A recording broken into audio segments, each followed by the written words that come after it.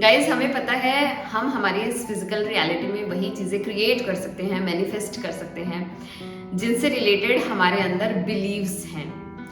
यही बिलीव्स हमारी इस फिजिकल रियलिटी को बनाए रखते हैं। लेकिन क्या होता है, कुछ समय बाद अगर हम इनको क्वेश्चन नहीं करेंगे ना, ये हमें ऑटो पायलट सिस्टम पर चलाते रहते हैं। और एक समय आता है कि जब हम ग्रो कर चुके होते हैं लेकिन स्टिल हम पुराने बिलीव से वर्क कर रहे होते हैं, जो कि बहुत ज़्यादा हमें लिमिट कर देता है, हमें स्टक कर देता है। और हम इन बिलीव्स को ना चेंज नहीं करना चाहते, हम इनको रेजिस्ट करते हैं। Hi guys, welcome to my channel healing process. मेरा नाम है सुमन और अपने इस चैनल पर मैं एनर्जी से रिलेटेड, रिलेशनशिप से रिलेटेड और इनर वर्क प्रैक्टिसेस से रिलेटेड कंटेंट शेयर करती हूँ। गाइस, आज का टॉपिक है why it is hard to change our beliefs. तो गाइस चलिए स्टार्ट करते हैं आज का वीडियो। गाइस, जो भी हमारे बिलीव्स होते हैं ना, वो हमारे पर्सनल ट्रूथ्स होते हैं और हम हमारी लाइफ को इन्हीं बिलीव्स के इर्द गिर्द बनाते हैं। हमारी लाइफ को हमारे बिलीव्स के अकॉर्डिंग ही बनाते हैं। एक्चुअली क्या होता है, मोस्ट ऑफ द टाइम हमारे बिलीव्स है ना सबकॉन्शियस में होते हैं, हम इनसे अवेयर ही नहीं होते हैं और ये हमारी लाइफ को गवर्न कर रहे होते हैं। चाहे ये कितना ही नुकसान पहुंचा रहे होते हैं हमें, लेकिन हम इन पर ध्यान नहीं देना चाहते हैं, हम इनको रेजिस्ट करते हैं और चेंज नहीं होना चाहते हैं, ना हम इन बिलीव को चेंज करना चाहते हैं। तो गाइस, ऐसा क्यों होता है ये मैं आपके साथ आज डिस्कस करूँगी। नंबर 1 इज़ हमारा जो ईगो माइंड है ना, वो सिमिलैरिटी को पसंद करता है, उसे कुछ भी नया करना पसंद नहीं है। जैसे ही हम कुछ नया करना चाहते हैं ना, वो हमारे लिए बहुत ज़्यादा लाइफ थ्रेटनिंग हो सकता है।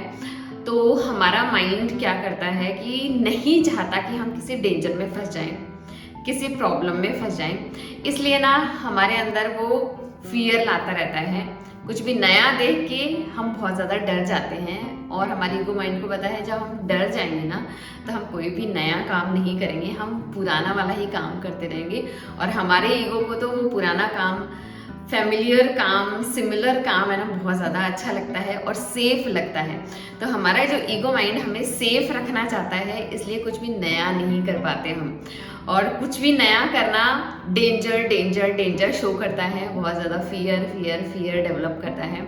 इसलिए हमारे लिए बहुत मुश्किल हो जाता है कि हम कुछ भी नया चेंज करें, कुछ भी नया बिलीव सिस्टम बनाएं। फॉर एग्जाम्पल, अगर मैं एक गवर्नमेंट जॉब में हूँ, अगर मैं चाहती भी हूँ अपना नया बिजनेस स्टार्ट करना और इस गवर्नमेंट जॉब को छोड़ना, तो बहुत ज़्यादा मेरे माइंड पर ना एक तरीके का प्रेशर आ जाएगा और मेरा माइंड हमेशा ये कहता रहेगा कि नहीं, पैसा कमाना एक बिजनेस से ना बहुत मुश्किल होता है, बहुत हार्ड वर्क होता है, बहुत परेशानी होती है, ये नहीं करना चाहिए। गवर्नमेंट जॉब बहुत आसान होती है, बहुत इजी से, बहुत आसानी से सैलरी मिल जाती है, सब बहुत आसान होता है, वो बहुत ज़्यादा डिफ़िकल्ट होता है।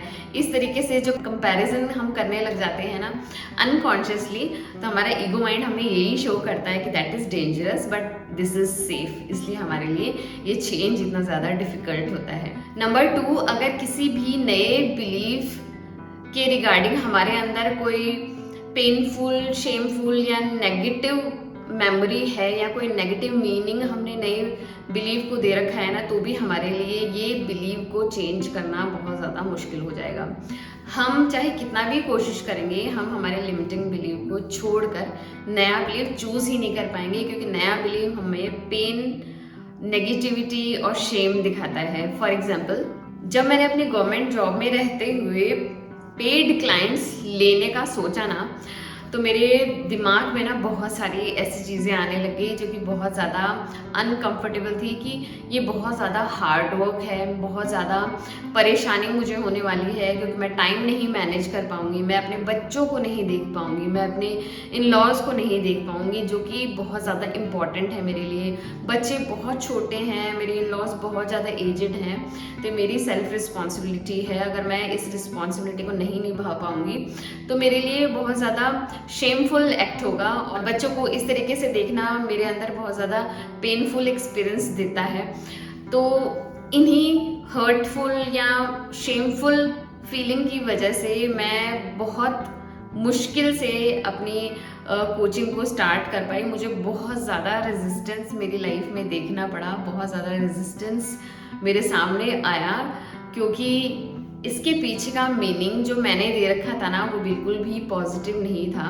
तो it was very hard for me to change from government job to this coaching thing. Another example, जब हम किसी बिलीफ को एक नेगेटिव मीनिंग दे देते हैं, सपोज मैंने बहुत सारे लोगों को ये चीज़ करते हुए देखा है, बहुत सारी लेडीज़ को स्पेशली ये चीज़ करते हुए देखा है कि वो बहुत ज़्यादा बल्की होती हैं, बहुत ज़्यादा हेल्दी होती हैं, लेकिन उनके अंदर ये बिलीव होता है कि जो खाना उनकी प्लेट में पड़ा है वो वेस्ट नहीं जाना चाहिए, उनको ख़त्म ही करना है, उनको खाना ही है। या फिर घर की कोई भी ऐसी चीज़ जो कि खाने लायक है वो उन्हें वेस्ट नहीं करनी। अगर कोई नहीं खा रहा होता है ना तो उनको खाना होता है ये।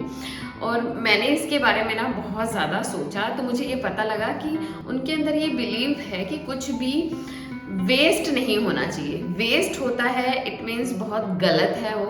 उन्होंने एक गलत नेगेटिव मीनिंग दे रखा होता है नए बिलीफ को कि वो छोड़ दें उसे।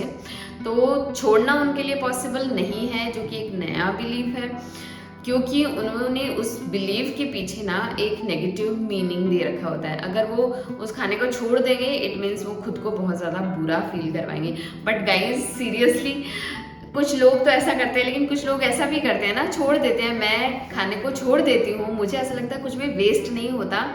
मैं तो खाना खाऊंगी तो मैं एक क्रिएचर हूँ, लेकिन अगर मैंने वो खाना छोड़ दिया तो उसको न जाने कितने ही बैक्टीरिया या कितने ही ज़्यादा कीड़े मकोड़े खाएंगे, तो कितने लोगों का पेट भरेगा।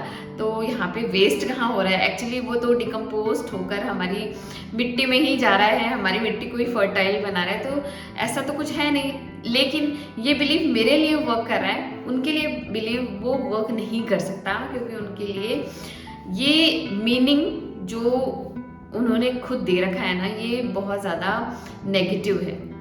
नंबर 3, लाइफ थ्रेटनिंग या फिर बहुत ज़्यादा वर्क होता है नया बिलीव। फॉर एग्जाम्पल, अगर मुझे अपने इस गवर्नमेंट जॉब के साथ साथ अपना पैशन फॉलो करना था ना, तो मुझे बहुत कुछ चेंज करना पड़ रहा था, क्योंकि हमारा जो बिलीफ होता है उसी के इर्द गिर्द हम हमारी लाइफ के सभी एरियाज को ऑर्गेनाइज करके रखते हैं। लेकिन अगर हम इस बिलीफ को चेंज करेंगे ना, तो ये सारे जितने भी एरियाज हमने उस बिलीफ के इर्द गिर्द ऑर्गेनाइज कर रखे हैं ना, वो सारे हिलने लग जाएंगे और उन सभी को थोड़ा थोड़ा मूव करना पड़ेगा, जो कि एक बहुत बड़ा काम है। हमारे बिलीफ है, हमारी आइडेंटिटी है, हमारे जितने भी लाइफ के एरिया है ना वो हमारी आइडेंटिटी बन जाते हैं, क्योंकि हम इन बिलीफ से ना बहुत लंबे समय से प्ले कर रहे हैं, इनको बहुत लंबे समय से यूज़ कर रहे हैं। इट मीन्स कि ना बहुत सारा काम हो जाएगा अगर मैंने अपने बिलीव को चेंज करने के लिए सोची भी। तो हमारा ईगो माइंड हमें फर्स्ट ऑफ ऑल नहीं करने देता है, क्योंकि वो अपनी आइडेंटिटी से ना बहुत ज़्यादा अटैच्ड होता है। तो वो क्यों चाहेगा कि उसकी आइडेंटिटी चेंज हो। And let's just be honest कि ये एक इजी टास्क नहीं है, एक कंफर्टेबल फीलिंग तो नहीं होने वाली है। मुझे याद है जब मैं फ्री में कोचिंग दिया करती थी तो सभी मुझे कहते थे आपको पेड क्लाइंट्स लेने चाहिए, आप क्यों फ्री में अपने सर्विसेज दे रहे हो, क्यों अपनी एनर्जी खपा रहे हो। लेकिन मेरे लिए बहुत ज़्यादा डिफ़िकल्ट था इस चीज़ को चेंज करना, इस चीज़ में आना, क्योंकि मुझे ऐसा लगता था बहुत ज़्यादा एफर्ट लगाना पड़ेगा, मुझे बच्चों को छोड़ना पड़ेगा, बहुत सारा समय निकालना पड़ेगा। अगर यूट्यूब भी स्टार्ट करना पड़ा तो मुझे ये ऐसा लगा कि मैं इतना समय कहाँ से लेके आऊँगी, क्योंकि मुझे कंटेंट प्रिपेयर करना पड़ेगा, फिर वीडियो शूट करना पड़ेगा, फिर एडिटिंग करनी पड़ेगी, फिर XYZ करना पड़ेगा। तो बहुत सारा एफर्ट लगेगा, क्योंकि मुझे मेरी रिलेशनशिप में भी थोड़ा कॉम्प्रोमाइज़ करना पड़ेगा, मुझे अपनी जॉब से भी कॉम्प्रोमाइज़ करना पड़ेगा, मुझे अपने घर के कामों से भी कॉम्प्रोमाइज़ करना पड़ेगा। तो एक्चुअली मुझे लाइफ के सभी एरियाज़ के साथ थोड़ा थोड़ा कॉम्प्रोमाइज़ करना था, जो कि बहुत ज़्यादा डिफिकल्ट था। इसलिए मैंने इस आइडिया को ना बहुत समय तक ड्रॉप करके रखा। Number 4, body aches, body pens या फिर बॉडी का रेजिस्टेंस। गाइज ये बहुत रेयर होता है, लेकिन ये मैंने अपनी लाइफ में एक्सपीरियंस किया है, इसलिए मैं ज़रूर यहाँ पर ऐड ऑन करना चाहती हूँ। गाइज जब मैंने ये सोचा था ना कि मुझे यूट्यूब भी स्टार्ट करना चाहिए, then I started feeling different type of aches in my body. सबसे पहले क्या हुआ, मेरे थ्रोट में ना लंप जैसा मुझे फीलिंग होने लग गया और ऐसा लग रहा था बहुत ज़्यादा ब्लॉकेजेस हैं। मुझे वियर्ड तरीके से ना खांसी आती रही लंबे समय तक। इतनी खांसी मुझे कभी भी नहीं आई है।